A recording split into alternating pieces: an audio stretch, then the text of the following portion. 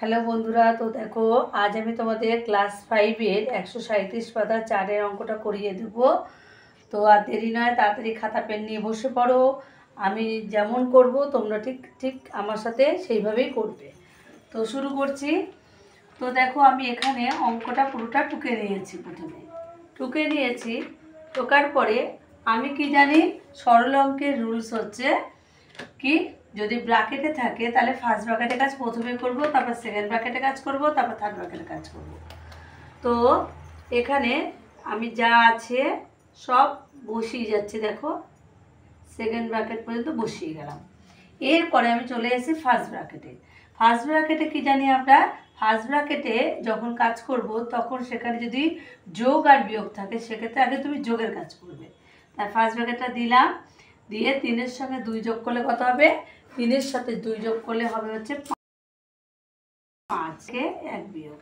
First bracket, second bracket, third bracket. তো এখানে দেখো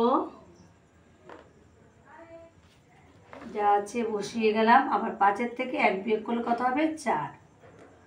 সেকেন্ড ব্র্যাকেট, থার্ড ব্র্যাকেট। এখানে ফার্স্ট ব্র্যাকেটটা উঠে গেল, যেহেতু একটা সংখ্যা যখনই হয়ে যাবে তখন আর ব্র্যাকেট থাকবে না। দেখো তো এরপরে দেখো যা আছে বসিয়ে দিচ্ছি।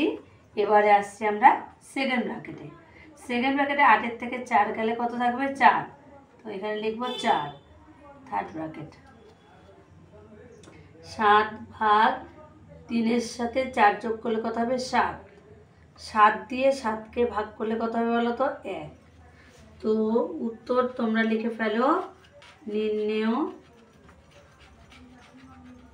সরল ফল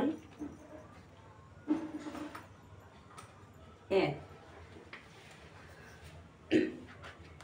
তো আমি গীতা চ্যাটার্জি, নদিয়া জেলার চাকদা থেকে বলছি।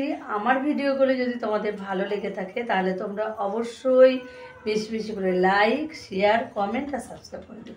তো টাটা।